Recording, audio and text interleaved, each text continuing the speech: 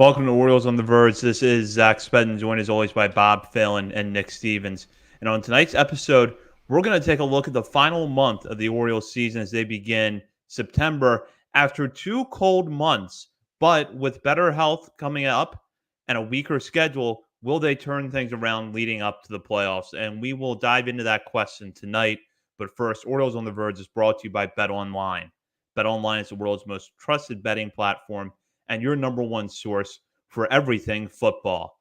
Bet online every stat, every matchup, and even live odds and spreads to bet on during the games. Think you know your stuff? Get in on our $200,000 mega contest and pick 5 games against the spread every week for your chance at weekly prizes and a share of $200,000. When the game's over, head on over to our online casino and get in on a game of blackjack or poker or unwind with one of our over 150 slots games. Head to the website today to get in on the action. Bet online. The game starts here. Now, if you've been living and dying by the Orioles, as I think most of our listeners have been in the last few months, you know that things haven't been going quite according to plan. The Orioles had sub 500 records in the months of July and August, and after being one of the best teams in baseball for most of the first half, they've hovered around 500 for most of the second half and came into Tuesday night's game against Chicago just one win above 500 in the second half of the season.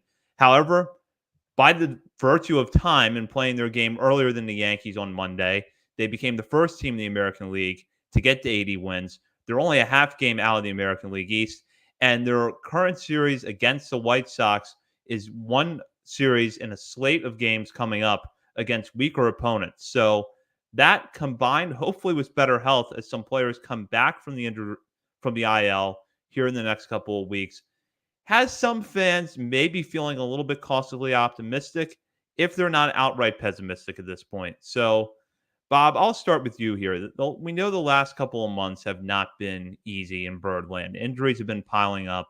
The team has struggled at various points, and at one point or another, it seems like either the bullpen and the rotation are not picking up the slack, or it's the offense not picking up the slack. Now, though, granted you have the White Sox in town, but things seem to be going pretty well. How are you feeling about the Orioles at this point? I feel pretty good. I don't think any team's fan base is happy right now, except maybe the Astros, and that might be about it. You like you said, playing 500 for the past seems like 2-3 months, and weaker schedule coming into September combined with I think we got a bunch of good injury updates today from Brandon Hyde when he talked to the media.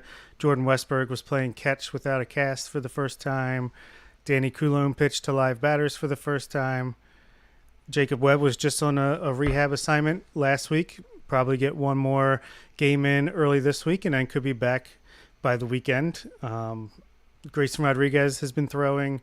Dean Kramer got hit with a line drive that looked like it broke his arm, but luckily, it turns out only a bruise. He was playing catch today, so avoided injury there. Zach Eflin came back as soon as his 15 days were up, and he pitched lights out. Pitched fantastic. Again, it was against the Rockies, but he's continued to be a great pickup at the trade deadline. And yeah, I think as this team gets healthy and just I don't know. I'm hoping you get excited when you see the finish line up ahead. I'm hoping combined with health and that a weaker schedule and just you end with the Yankees and Twins, two potential playoff teams. Yankees for sure. I think that should get them going. I think we have as good a chance as anyone right now. I just would like to get some forward momentum here at the end of the season in the last month. Yeah, I don't care that it was against the Rockies. I don't care that they're doing what they're supposed to do against the White Sox. And you say, oh, well, they're not going to do that against better teams. The Orioles, I think, deserve this nice, easier way to end the season. And hopefully this trend continues and this White Sox series is a turning point. I just think that the Baltimore Orioles are a very good team. And we can all kind of cherry pick stats and pick your random date that fits your narrative the best and pick your numbers and tweet it out. Like I've got cherry pick stats too, like 80 wins. Like Zach said, technically the first American League team to 80 wins, but as of this recording right now, Only 2 teams in the American League have 80 wins. And as it's trending, as of this recording, fingers crossed, knock on wood, could be the only team in the American League with 81 wins by the time we're done recording. No team has more. Only one team in the American League has a better run differential than the Orioles. Only one team in all of baseball has a higher WRC plus than the Orioles. Only 2 teams in baseball have scored more runs total. Like, unfortunately, that one team typically with or ahead of the Orioles in every category is the Yankees, but it's going to make down the stretch a lot of fun. Every single team has injuries, and even though the Orioles have been hit hard, and I don't know, I'm not injury tracking other teams, so I can't tell you comparatively speaking where they stand with other organizations in terms of production lost. But the Orioles have been hit pretty hard, yet here they are still putting up some of the best numbers in baseball and producing one of the best records in baseball. So I don't know. Every team has weaknesses. Every team has holes. Every team has slumps. Every player has slumps. 162 games. A lot of things happen. There's a lot of randomness. Believe it or not, like the professional major league hitting coaches know more than people on social media. And things are going pretty well if you just take a step back and look at the numbers overall. Like it's a what is the quote? You're gonna you lose. You're gonna lose 60 and win 60. It's what you do with the other 40 games in the middle, whatever. I think it's true. It's baseball. You can't watch it with this. Like I think I jokingly said after last week's episode off air, like I don't know, baseball just is. I don't think anything is meant to be consumed on a nightly basis, baseball included. Like you got to take a break and step back a little bit. And when you look back, like I don't know, it's I guess the one positive sign in all this, the social media drama and people who have extremely high expectations and me disappointed by this team. I guess it's better that we have these extremely high expectations for this team, considering how many years in a row by this point were we done with baseball and we could not wait for a football season. And now here we are in a race for the AL East title. And so, yeah, I think things are going pretty well for this team, all things considered, like Bob mentioned, and a lot of potential impact getting ready to return to this roster. Yeah, let's get to that for a moment because the Orioles, if you look at their rotation, that in particular has been hit hard. Grayson Rodriguez, Kyle Braddis, John Means, Tyler Wells. Now, Rodriguez hopefully is going to be back before the end of the year, but we know that Means, Braddis, and Wells are finished for the season. They lost Eflin for a little bit. Kramer had an IL stint earlier this year and had been kind of up and down until the injury against the Rockies last week.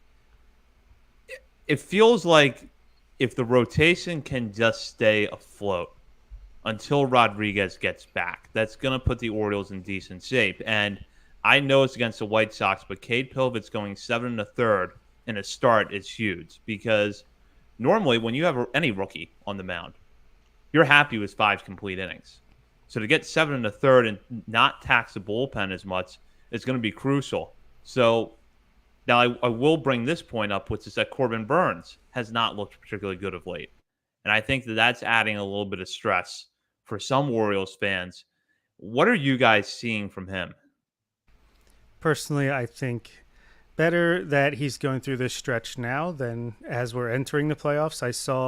Because I think he's just a veteran enough, experienced enough that he can figure this out and figure out what's not working and make some adjustments. And I think we've already seen that because I saw that he might have brought back the sweeper for a few pitches in his last outing, even though it wasn't the best. 5 innings, 2 runs against the White Sox. A lot of those hits were BABIP luck, like little bloops that just got over the infielders' heads and ground balls that snuck through.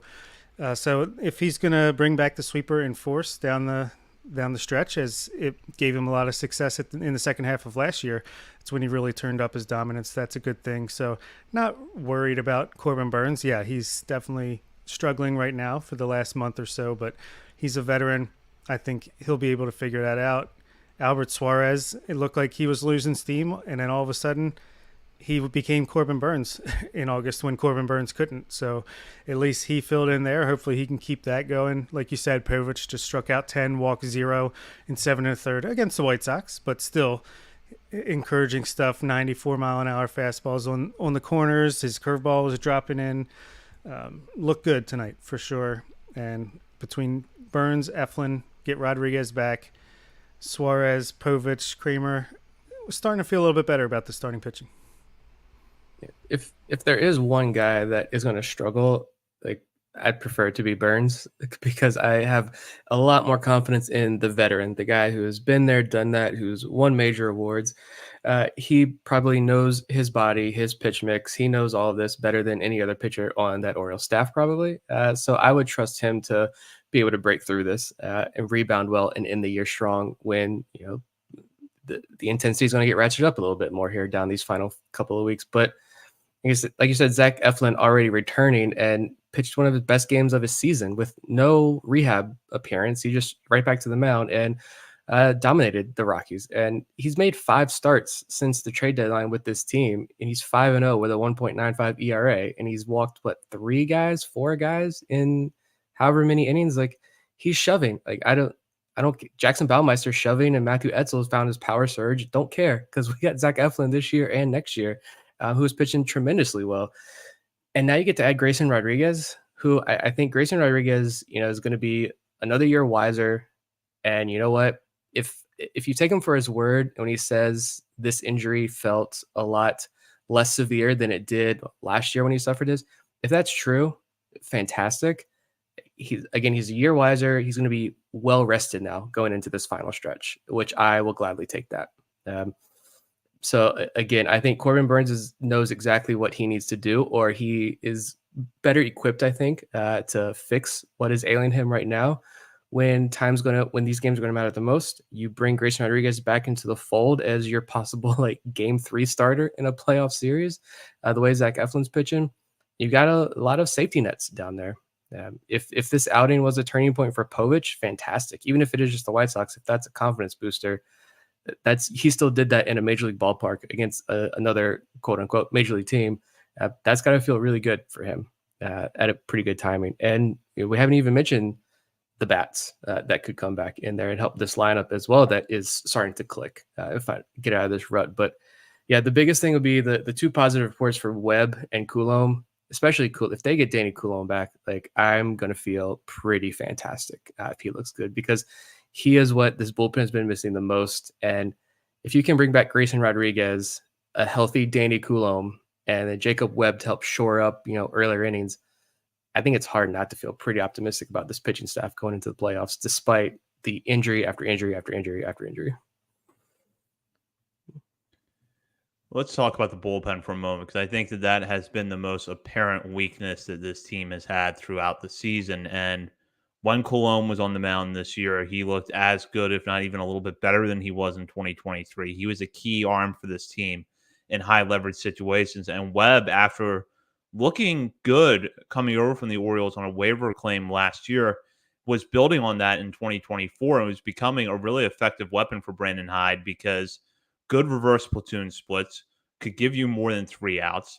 And then all of a sudden he hits the IL. So you're seeing where both of those guys are going to be really important if they can get back and healthy by the playoffs. Now, what they're walking into is a little bit of a mess. So how do you guys see the bullpen shaping up the rest of the way if they can get, let's say they get Webb back by the weekend and Coulomb back before the end of the regular season? It's my biggest thing is, first of all, I found it interesting that they just they DFA'd Dylan Tate. Despite this constant churn and burn of relievers, they went ahead and let Dylan Tate go. I found that somewhat comforting, like oddly comforting in a way, because a lot of these other guys that they've brought in and they've been able to cycle through, Colin Selby had a couple of really good outings there at the major league level.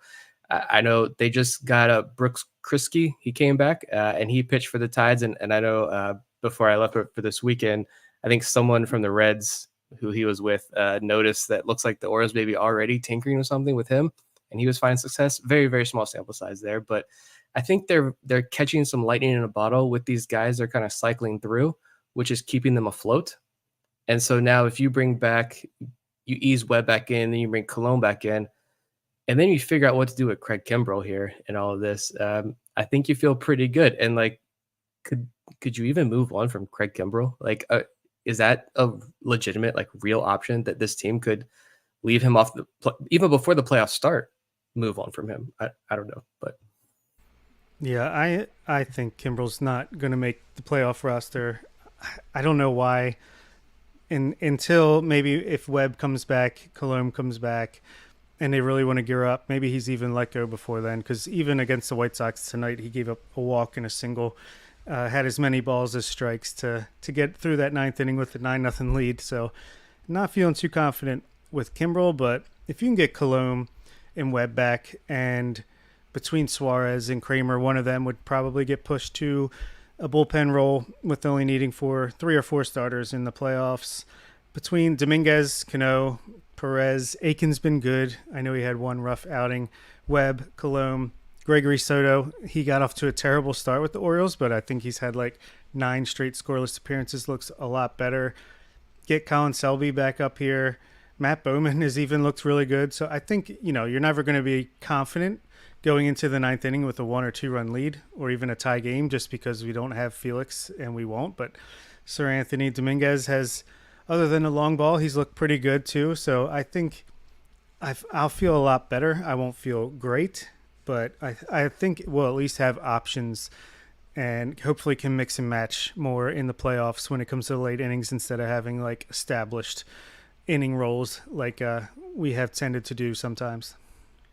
Well, and I think Cole Irvin could come in key here too because he's looked at least serviceable since he came back from Norfolk. I don't know that he makes a postseason roster, but I think that he could be a good arm for them down the stretch. And it's interesting you guys talk about Tate.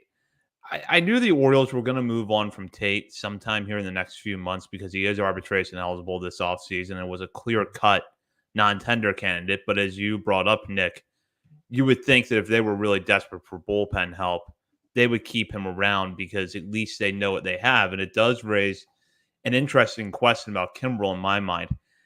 I still think that he finishes out the regular season with the Orioles. Now, whether or not he makes a postseason roster, there's questions about, how healthy is the bullpen going to be by then. But I don't think it's a hot take to put the question out there right now. Who would you rather have on your postseason roster, Bert Smith or Craig Kimbrel? And you don't want to Graham be at that Baker. point with the guy you paid $13 million for this offseason, but we're here. Yeah, give me Birch Smith, and I know he hasn't been great, but I think he's got decent stuff. At least he's going to come in and throw strikes for the most part. With Kimbrel, you don't know, he might come out there, strike out the side, or he might come out there, walk, home run. So it's kind of scary. We have enough guys where like Aiken and Cianel Perez, where you kind of know if they're going to be good or bad right away. I don't think we need to add some more gasoline to that fire. Yeah, like I said, I think they've gotten pretty lucky in these guys that they're cycling through, and they're giving them, even if it's just for a good week, give us that one good week. I mean, that's making just get this makeshift back into the bullpen or kind of like that last bullpen spot. Like that's what every team pretty much does, and so I think the Orioles are finding some pretty good pieces here, guys that aren't going to make a huge difference in the playoffs, I don't think, but guys who are going to help down the stretch. And for to go prospect focus for a second, because we are a prospect podcast. I mean, I would have liked to have seen. I know there was some discussion. I would have liked to see Brandon Young. I know he's not on the 40 man, so having to add him to the 40 man, but I would have liked to see Brandon Young get some innings against this White Sox team, just to see what he has in the major league at the major league level, because I do think if you really need an arm, although it's looking like less and less like we're really going to need that arm at the major league level, with some of these guys coming back, it would have been nice to see what he could do, because I don't think McDermott is coming back this year. I don't know the latest on McDermott there, but like Brandon Young is another healthy arm who's on the rise, who like that's a unique fastball. That's a pretty good secondary. He's got a unique profile that I think could surprise some teams down the stretch here of these last couple of weeks in short inning stints. But it looks like we're not going to see him by tomorrow. So that's unfortunate, but it's also another good sign that they haven't had to force Young up onto the major league roster yet. And I actually predicted he's going to start Friday's game for the Orioles against Tampa Bay Rays. Maybe because I'm going to that game. It's a little bit of wishful thinking, but it was kind of weird over the weekend that Brandon Young was originally scheduled to start Friday night. He got scratched, and then he started Sunday, which lines him up, or was it Saturday? Whatever it was, it lined him up perfectly for Friday's start. If the Orioles wanted to do that, maybe it was precautionary with Kramer in case he couldn't pitch, but I don't even know if Kramer is feeling good. If you want him back out there right away, maybe you skip him one turn, you give Brandon Young a shot against a Tampa Bay Rays team that struggles against right-handed pitchers, and then you just see what you got, get him a taste of the big leagues, and send him back down because he's just been lights out at AAA and getting better and better. I posted since July 1st, he's got like a 2.84 ERA, and since August 1st, it's 2.30. Strikeout to walk ratio is pretty good. So, yeah, I'd love to see him get a shot as well, even if it's just a spot start, and then maybe you could work him in the bullpen at some point if you need to, but we'll see. Fingers crossed. As we kind of go with our, spot by spot on this team, let's, dive into the offense because Jordan Westberg's injury has unquestionably shaped things. Ramon Arias, though, give him credit. He came in and he stepped up behind him. Unfortunately, he gets banged up when the Orioles are in Colorado. But Adley Rutzman, this is kind of a lingering discussion here because Rutzman is still healthy and playing every day, but there has been a noticeable drop off in production. You have to remember that it wasn't that long ago that Rutzman looked like he was by far the best catcher offensively in baseball, maybe a dark horse MVP candidate or a guy that should get down ballot votes. All of a sudden has really trailed off back to back rough months offensively in July and August. Now, a lot of fans are tracing that to a hand injury that I believe occurred at the end of June, questioning if that is a factor. Is he tiring down the stretch because he does carry a very high workload for a catcher? I think that we are seeing some real positives from the Orioles lineup of late. Gunnar Henderson has reversed the slump that he had. Colton Cowser looks like he's putting the finishing touches on his Rookie of the Year campaign. Anthony Santander is doing Anthony Santander things. And Cedric Mullins all of a sudden is heated up. But do you guys think we can count on Rutzman to get back to some better version of himself between now and the playoffs? I'd like to think so. I mean, Brandon Hyde came out and said that no, he's not playing hurt, which I mean, he's a catcher. So I'm sure he's got nicks and bruises. Like he missed the game with a sore lower back. I'm sure he's not feeling wonderful, but it's good news to me that he wasn't dealing with anything serious that's been lingering. I think he said it's just basically the first slump of his life, prolonged slump at least, and yeah, I'd like to think, he's a smart enough hitter that he can work that out. But even if not, like his presence and just, I don't know, I'll take a struggling, bad, quote unquote, Adley Rutschman behind the plate every day over, I don't know, 75 to 80% of catchers out there. So I'm not too worried about it. I think, he's still just 26, entering his prime. And it happens. Slumps happen. Yeah, I mean, I still think he's an above league average hitter on the year, and especially a one. Was he like 105, 106 WRC plus? I think I looked before we came on. Like that for a catcher is still pretty darn good. I don't know what the league average this year is for catchers, but isn't it like somewhere around like 90 or something? Like it's below 100. I'll take that from Adley. I do think he's banged up. Like you said, I do think there's probably some lingering issues. And last year, I was trying to look real quick. I think it was him and William Contreras were like the only two played. Yeah. Adley and William Contreras each had over 600 plate appearances. Salvador Perez was close, but he's unique in his own way. Adley Rutschman and William Contreras, though, each over 600 plate appearances as catchers. And then Adley again getting the extended workload this year. I just think he's young, but I think that's still taking a pretty big toll on him. It's going to take a big toll on anybody. Putting on that gear most nights all summer long. I don't know. I think it would have been nice to give Adley an extended break here down the stretch, but like you said, I'd take a struggling Adley over most catchers in this league as well, just because he's still a league average bat at that position. maybe move him down the order a little bit. I don't know where he's been batting lately, but maybe move him down the order a little bit, especially while these other bats are getting hot. I don't think it'd be as big of a concern, but yeah, there's clearly something lingering there with him physically, I think, and like credit to him though for playing through it and still producing. He's had a couple hits this series against the White Sox, so I don't know. We'll see, but yeah, I'm not too concerned about Adley as long as the rest of this lineup can continue producing like it has been, and we get some of these other guys healthy. I think the Adley struggles will be masked a little bit there. Yeah, I think you are going to have to offset it a little bit because he's clearly tired. Now, the good news is that if you want to break it down month by month, his OPS did jump a couple hundred points from July to August, but he also posted an OPS in the 400s in the month of July, and he's hit just 210 since the All-Star break, 210 going into Tuesday night's game.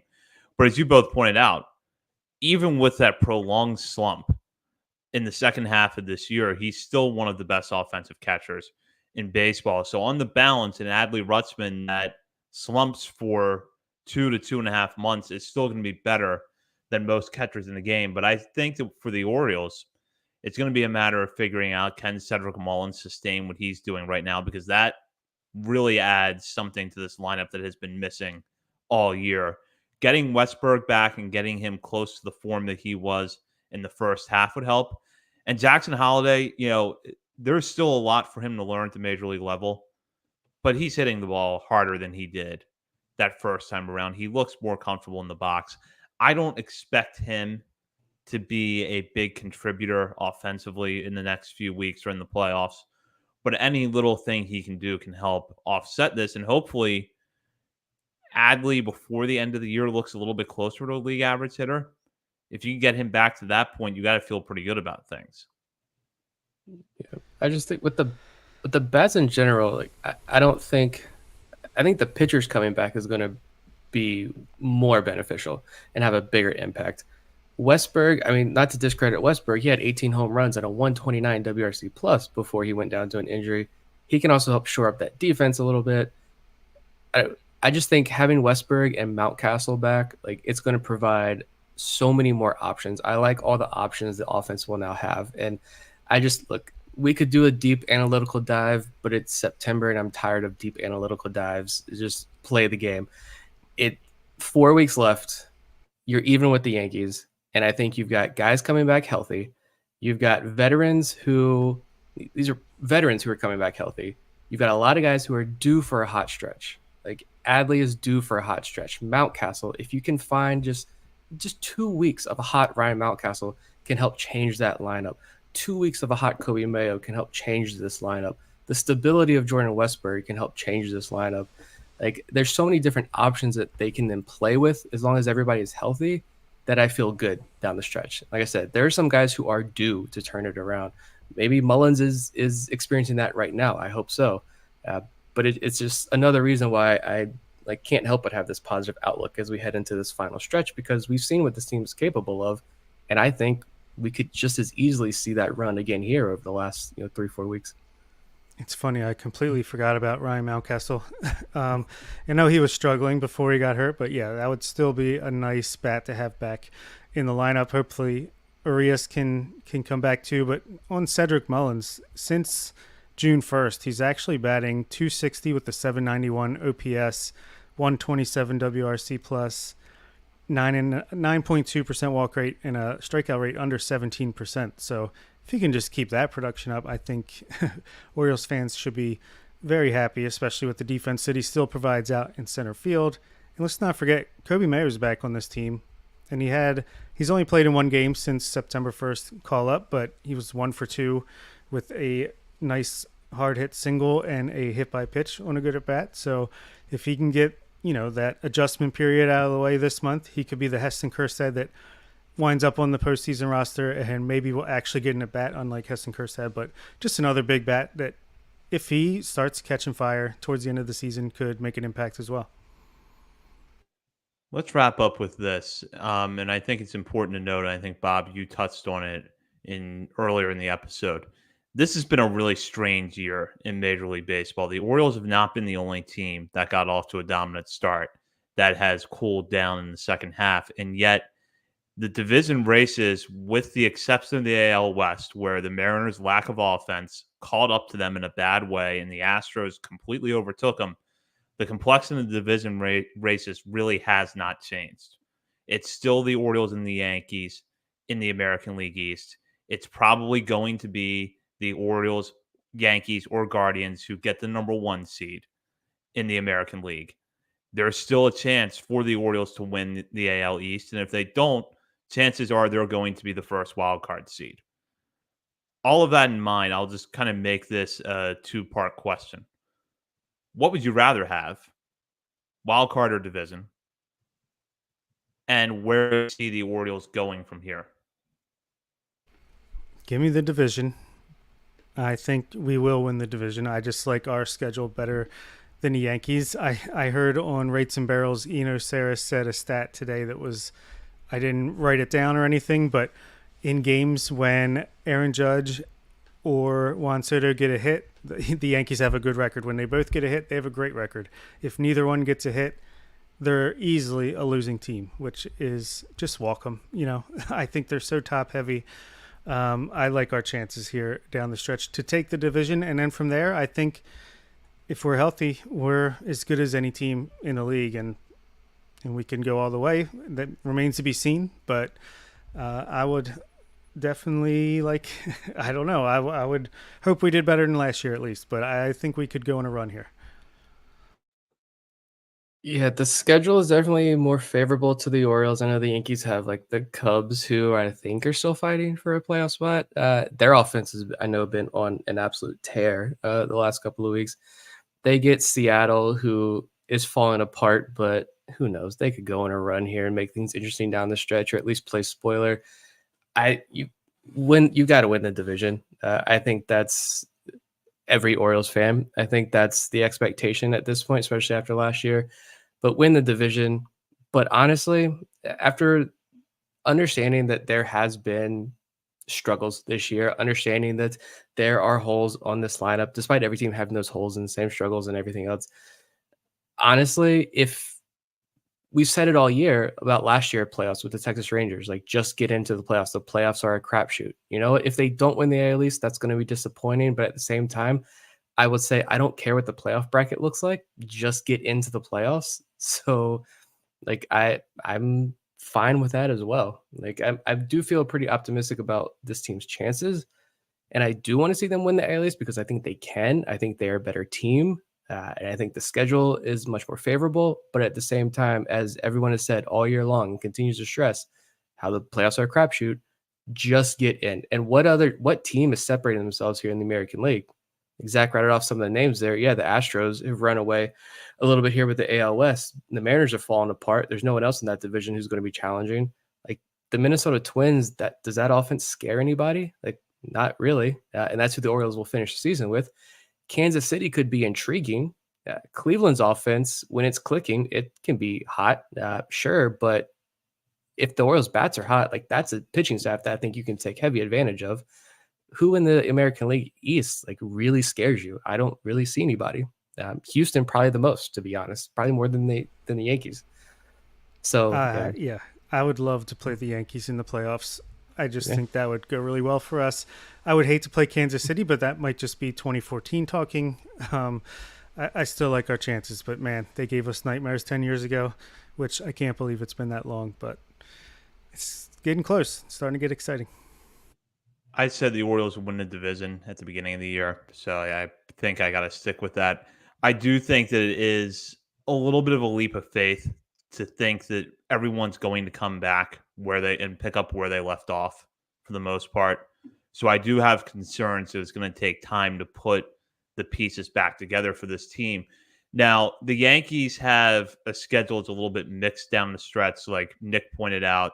They do have Seattle. They do have a Cubs team that's hanging in there, but then they also play the Pirates later in the month. They have a series against Oakland. So they've got some bad opponents mixed in there too. The key thing for me is really just as you both said, just get into the playoffs. And I think that health is going to be the biggest determination for the Orioles because if they get into the wild card round healthy, and let's say they sweep whoever they're playing or they win that series, Then they have to go up against the Yankees in the first round or against Houston. They'll have that confidence of the series win behind them. But if they win the division, that gives everybody a week to reset. I will say that the team in the American League that absolutely scares me is the Astros. They're battle tested. They've probably been one of the best teams in baseball since the beginning of June. If you take out what was just a horrific April, they've been at least competitive all year, if not outright dominant.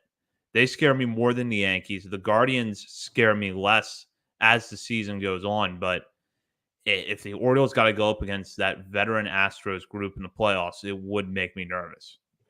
And who apparently Kyle Tucker, that injury was way more severe than anyone knew. And I didn't realize that he'd been out since the first week of June.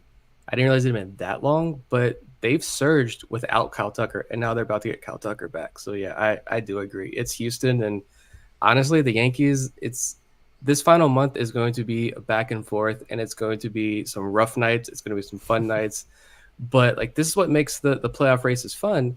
But at the same time, like I kind of agree with Bob. I don't I I don't think the Yankees scare me in a playoff series. I could be eating those words, like clip it on Yankees Twitter and kill me. But I'm not that afraid of New York in a playoff series, to be completely honest. Magic numbers 14 after the win tonight. So yeah, let's get in. That's the first goal, and then take it from there. It'd be nice to go into that last week of the season series against the Yankees with at least tied up or a game up. At least make an exciting finish to the year. We'll certainly see how that plays out in the coming weeks here at Orioles on the Verge. And will be back later this week with a new episode breaking down some recent promotions in the minor leagues as 5 players from the 2024 draft class make the jump from low A Delmarva to high A Aberdeen for the final week of the A-ball season. We will have that later on this week. But in the meantime, you can check us out on our many social media channels, including Facebook, Instagram, Threads, X, TikTok, and YouTube. We're also over at Substack, OriolesOnTheVerge.substack.com. And while you're browsing around the internet, be sure to head over to Patreon and sign up to become a member of our community. You can sign up as a paying member for as little as $3 a month, have access to bonus daily coverage at the $5 and $10 levels, and at all paying levels, have access to exclusive channels within our Discord. And as a programming note, this week will mark the release of the updated top 50 for the month of September. And with Jackson Holliday and Cade Povich graduating and a few players boosting their stocks over the last few weeks, there has been some shakeups. So you're going to go over to Patreon, sign up, and check that out. For Bob Phelan and Nick Stevens, this is Zach Spedden. You've been listening to Orioles on the Verge, presented by BetOnline and part of the Believe Podcast Network. Welcome to Orioles on the Verge. This is Zach Spedden, joined as always by Bob Phelan and Nick Stevens. And on tonight's episode, we're going to break down some recent promotions in the minor leagues as 5 college hitters from the Orioles 2024 draft class, including their first-round pick, Vance Honeycutt, make the jump from low A Delmarva to high A Aberdeen. They arrive in Aberdeen with a chance to help the Ironbirds get to the postseason here in the last week of the A-ball season. We will break that down on this episode, but first, Orioles on the Verge is brought to you by BetOnline. BetOnline is the world's most trusted betting platform and your number one source for everything football. BetOnline has every stat, every matchup, and even live odds and spreads to bet on during the games. Think you know your stuff? Get in our $200,000 mega contest and pick 5 games against the spread every week for your chance at weekly prizes and a share of $200K. When the game's over, head on over to our online casino and get on a game of blackjack or poker or on one of our over 150 slots games. Head to the website today to get in on the action. Bet online. The game starts here. As I mentioned at the top of the show, this week brought more promotions in the minor leagues as Vance Honeycutt, Griff O'Farrell, Ethan Anderson, Austin O'Verne, and Ryan Stafford all make the jump from low A Delmarva to high A Aberdeen. And their promotions come in the final week of the season. But for the Ironbirds, the timing is pretty good as they try to catch up to the Jersey Shore Blue Claws for a chance to win the second half title and make the postseason. So we'll talk about that a little bit tonight, but we'll focus more broadly on the players that were promoted. And all of them stood out for various reasons during their time with the Shorebirds. Anderson hit the cover off the ball the second he arrived there. O'Verne showed an interesting mix of patience at the plate, really good speed in center field. Stafford moved around the field and hit no matter where he was playing on the field on a given night. O'Farrell looked good with the bat, and although his time with the Shorebirds was shorter than the other players, we saw some flashes of what could make Vance Honeycutt an interesting prospect. Now, Nick, I'll start with you, and let's take a look at the guys that were with the Shorebirds a little bit longer, and that's Stafford, O'Verne, O'Farrell, and Anderson. What stood out to you during their time in Delmarva?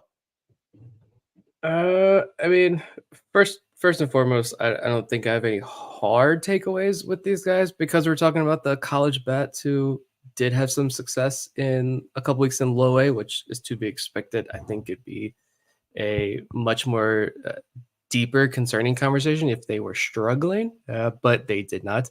But for the guys who were there a little bit longer, like you met Ethan Anderson, I feel like I don't know. It's like a natural swing. I don't think he's doing it on purpose. I think it's just natural, but it looks like he just like bat flips everything, which I love. But I love the line drive power there from Ethan Anderson that he showed in Delmarva. And honestly, I just think with Ethan Anderson, I kind of go back to one of his other former UVA teammates, not Griff O'Farrell, who is still his current teammate, but like Kyle Teal, the catcher in Boston's organization, one of the Red Sox top prospects. I wouldn't be surprised if Ethan Anderson has a similar like offensive profile as Kyle Teal. Maybe not as much power, but like walks more and gets on base more. And Kyle Teal is a very good prospect over there in Boston system. We said draft night that I think Ethan Anderson, night one, it was Vance Honeycutt, Griffith Farrell, and Ethan Anderson. And I think we were all kind of in agreement that Ethan Anderson was the more intriguing prospect. I said right after the draft that I was going to rank Anderson ahead of Griffith Farrell in my personal rankings, and I did not go through with that, honestly. I have Griffith Farrell above him, but I think there are still just more questions there with Ethan Anderson. But after watching him in Delmarva, I am more bullish on him. Defensively, I don't know if he's. I know someone said when he first got promoted, a couple of people asked, like, is he going to stick at catcher? I don't know. Didn't watch him play catcher, so TBD. But this is just like a first taste, first reaction for me, and it was very positive with Ethan Anderson. I just like what the bat showed me with Austin Overm. His stat line was kind of wild. There was a ton of extra base hits. He got on base. He struck out a lot. He stole a lot of bases. He got caught stealing a lot. But I like it. They were just kind of like, go out there and just do you. And I think he did that. Like he hit nearly 300. He had a 151 WRC plus. I still can't shake this like Dante Williams vibe with him. And so I want to see next year, like, what are you going to show me in high A that he can shake that from my mind and show that he's not on this Dante Williams trajectory? I think if he can, Austin Overton is going to be a pretty fast riser in our rankings. And with Stafford, we talked a lot about him the other week. I just love the versatility. He played catcher, he played second base, he played outfield, great walk rate, pretty solid strikeout rate, was hitting like all singles that first 2 weeks or so. But then he had 3 doubles in his last 6 games with Delmarva. So I think that was a very positive sign. I just think he could be a unique utility type player in this system. And I'm always kind of more intrigued when the smaller school guys, because he's from Cal Poly, different Cals. I think it was Cal Poly he's from. I'm more impressed when the smaller school guys get up to Delmarva and hit just as well, if not better, than these bigger school guys. And that's what Stafford did.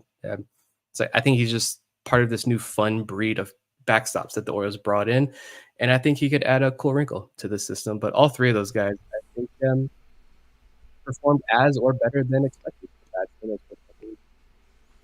Yeah, I think Nick just did an awesome job breaking everyone down individually. I would just say that, it was cool that these guys all performed well. It's short sample size. I can't take too much away from it either way. These guys were great. Honeycutt didn't exactly light the world on fire, didn't get much playing time either. And even a guy like Colin Tuft, who I think is batting like 130 after the first few weeks, I don't really make a judgment on him too harsh either. So it's just cool that they came out, they performed, they're getting this experience under their belt, and now they get to go to Aberdeen and get that experience under their belt and just get a taste before they start there next year. And yeah, I'm gonna try to get out to a game. I think this is the last week of it is the last week of the season, and I think Aberdeen's home, so I might try to get out there. But that Aberdeen lineup right now between Leandro Arias, Aaron Estrada, and those international guys that got promoted a couple weeks ago with now these guys,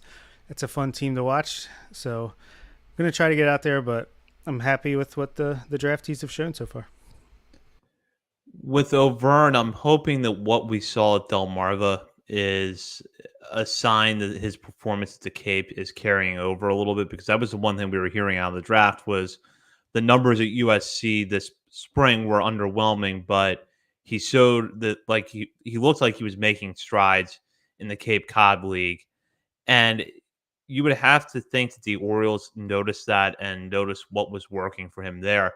Now, realistically, you're not going to make meaningful adjustments in the span of even a month after the draft.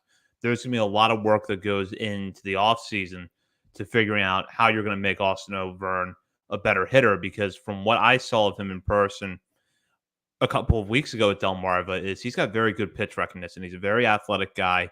He runs well, but like Nick said, those kind of players, and Dante Williams is an example, sometimes they don't develop a hit tool. And so they top out in the high minor leagues, or they hit minor league pitching, but they never hit major league pitching that well. So they're an up and down fifth outfielder for most of their careers. You have to hope with O'Verne that there is enough there with the hit tool that the Orioles can develop him.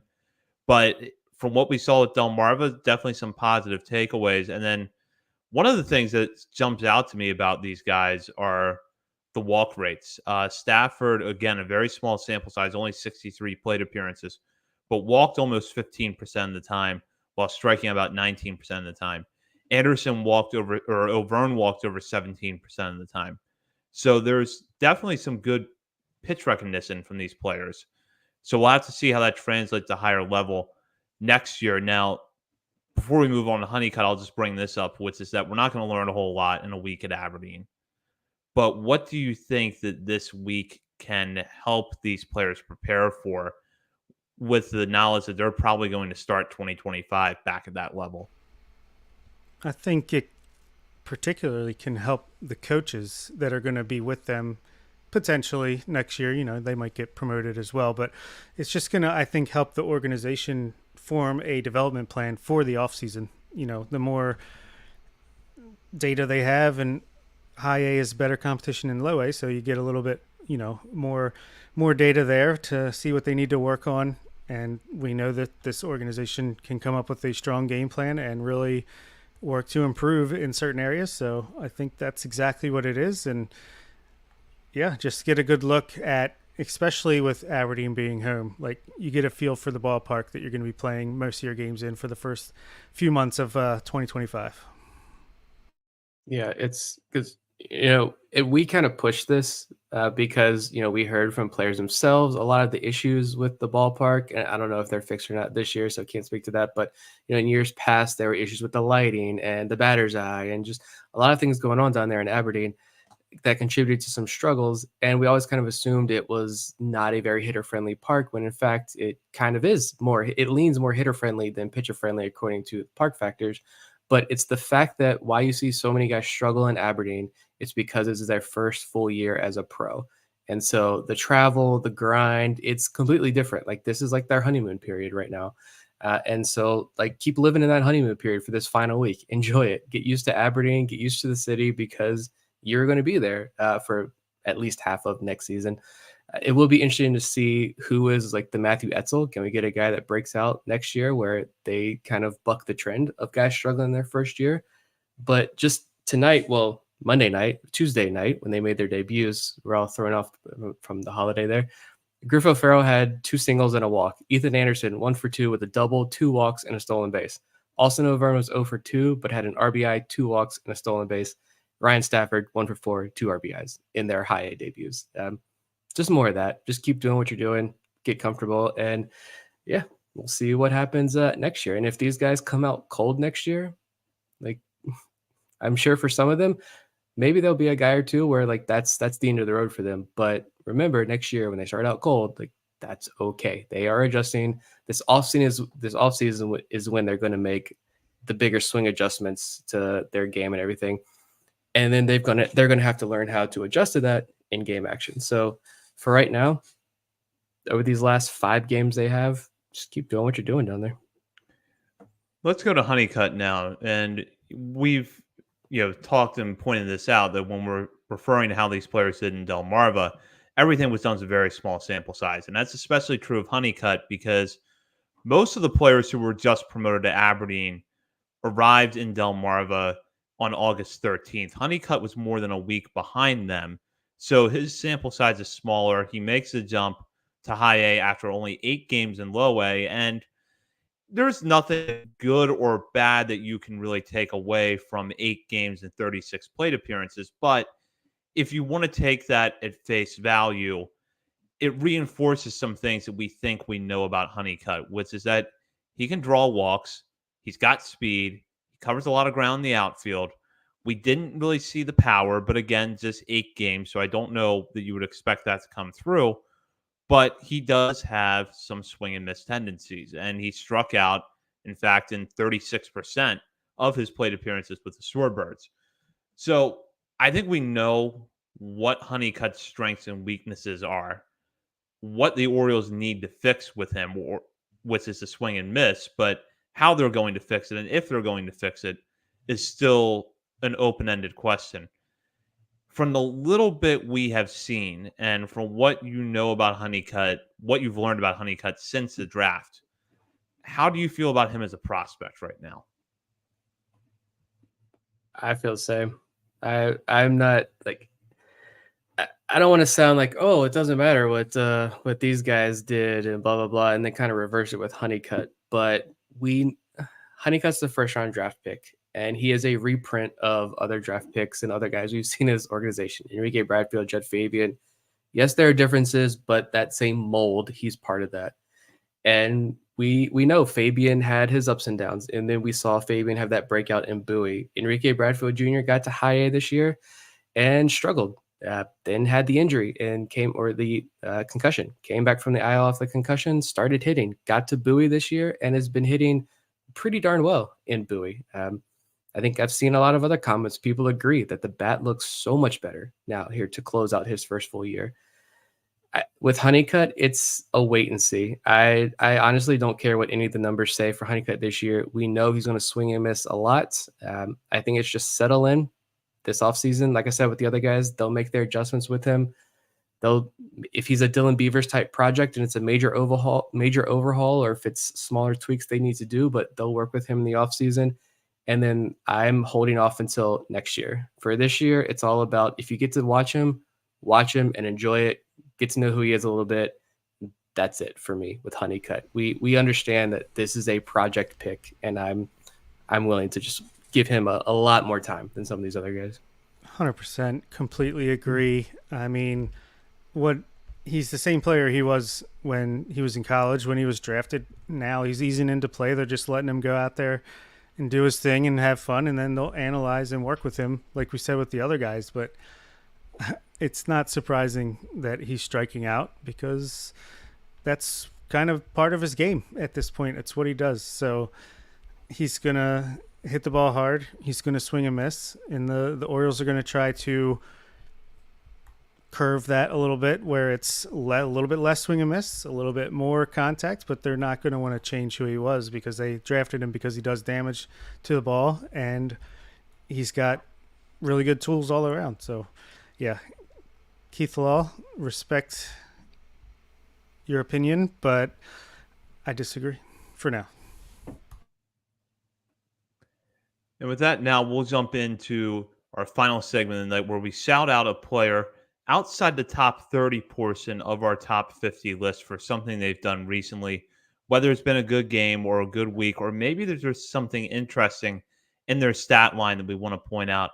And I'm going to start with Nick on this one because this can take us back to Delmarva by focusing on a player who was recently promoted there, but it's a player of a different mold, a young international signee who put up a very good year in the FCL and could be a big part of Delmarva's club in 2025. Yeah, I think if you want the next in the line of Freddie Ben Cosme and then this year Leandro Arias and Aaron Estrada, I think next year that guy is going to be Ellis Cuevas. He hit his first 2 home runs last week with Delmarva, stole 3 bags, had 3 walks, 3 strikeouts in 5 games.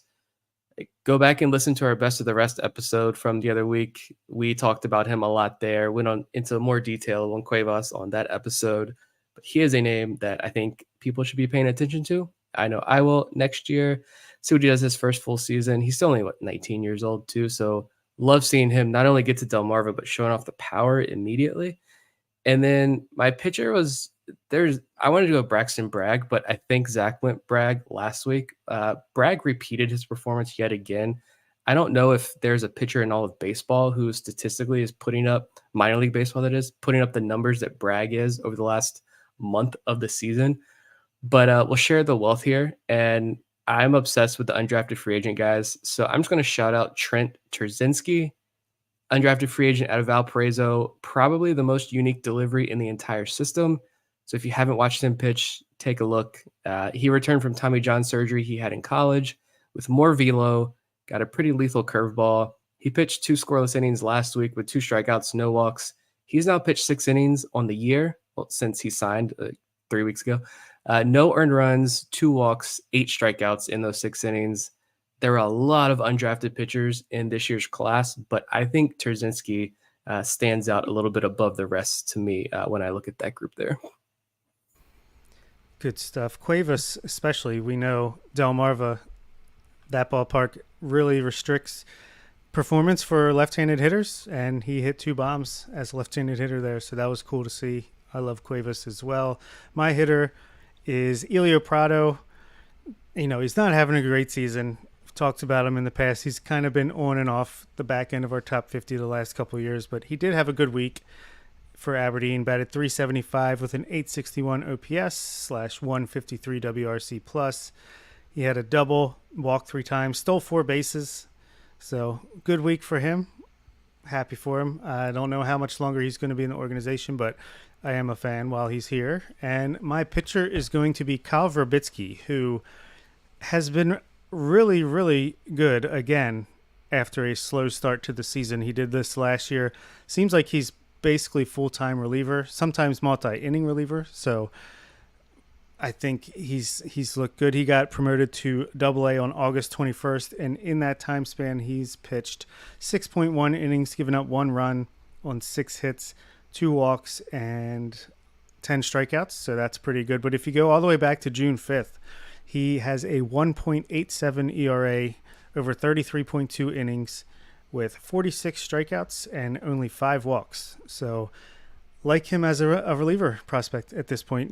He came over with Cole Irvin in the Darryl Hernandez trade. He might not be a starting pitching prospect that much anymore, 25 years old, but if he can transition to the bullpen and perform like this, then maybe they still have some. Good choices. I'll start with my hitter, and it's Edwin Amparo, who made the jump from the FCL to Delmarva back at the beginning of August. And if you look at his numbers in the FCL, it tells an interesting story, which is that the batting average wasn't much, but he walked at a very high clip, had a 121 WRC plus, and did all of this at the age of 19. So already Amparo had, by most reasonable measures, a good year. Gets a chance to go to Delmarva for the last month and a half and has built on what he did at the FCL and has perhaps been a little bit better at the low A level. He's hit safely in 6 straight games, and in that span, he's 7 for 16 at the plate with 6 walks to 6 strikeouts. And overall at Delmarva, he's had 72 plate appearances, posting a 130 WRC plus. These numbers, mind you, are as of Tuesday night when we're recording, with a walk rate of over 18%. What's interesting is that with the Shorebirds, his fly ball rate has come down, but his line drive rate has gone up. And I don't know if that points to any adjustments or if it's just kind of a fluke in the stat line, but something interesting to keep an eye on. Nevertheless, for a player who's only 19 and isn't going to turn 20 until October, this is a great way for him to get his feet wet. He's probably going to go back to Delmarva to start next year. But if he is able to catapult off of this and have a really strong opening to next season, he could have time in high A as a 20-year-old, which would be a real accomplishment. Getting ahead of myself a little bit there, but certainly what he's doing to wrap up 2024 has been impressive. And for my pitcher this week, I'm going to go with Daniel Lloyd. Lloyd had a really good year last year at Aberdeen. He looked like a breakout candidate coming into this season, but an injury kept him off the mound until the end of May, and he actually did not make his way back to the Ironbirds until the beginning of July after a rehab stint with Delmarva. And it's been up and down for Lloyd. He'll have some good outings, then he'll struggle a little bit. He's pitched primarily in a long relief role. But last week, he had one of his best outings of the season, piggybacking for starter Edgar Portes on Thursday night against Wilmington. He went 4 2/3 innings, giving up just 3 hits while striking out 3 and walking 1. He was credited with the win. There's no question that he struggled to regain his footing since coming back from the injury. But keep an eye out for Lloyd next year if he's healthy, because up until this year, what we had seen from him time and time again was good strikeout to walk numbers, good inducing soft contact with a fastball. It's not necessarily hard, but has an interesting profile because of its movement. I'm hoping that it's kind of a Peter Van Loon track where Van Loon didn't, a little bit different story because Van Loon was hurt this year. But Van Loon struggled a little bit last year, missed times and injury, came back this year, was strong. Lloyd missed a lot of this year, and it's been slow for him to get going again as he's gotten back on the mound. But maybe he can string together a few good outings and end this year on a high note. Yeah. I think that just reminded me of a bunch of pitchers. I think next year we'll see how many guys end up just getting cut. But for the guys who return next year, I think Lloyd is one who this year is a wash because of injury. But you've got other guys like Gene Pinto is going to come back next year after returning from Tommy John. Cooper Chandler had a really good season last year, was getting written up by John Mioli.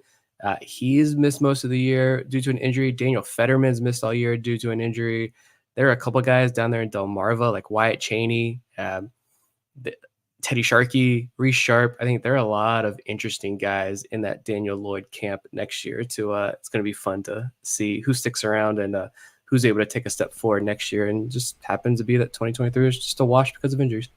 Yeah, Preston Johnson is that guy for me. So yeah, good one. And with that, that does it for this episode. We will be back next week. In the meantime, you can check us out on our many social media channels, including Facebook, Instagram, Threads, X, TikTok, and YouTube. We're also over at Substack, Orioles on the Verge.substack.com. And while you're browsing around the internet, be sure to sign up for our Patreon community, because this week we dropped our updated top 50 for the month of September. That is exclusive to patrons. You can join our Patreon community for as little as $3 a month, have access to bonus daily coverage at the $5 and $10 levels, and at any paying level on Patreon, you will be given access to our exclusive channels inside of our Discord. So you're not going to want to miss that. Be sure to head over to patreon.com to check that out. For Bob Phil and Nick Stevens, this is Zach Spedden. You've been listening to Orioles on the Verge, presented by Bet Online and part of the Believe Podcast Network.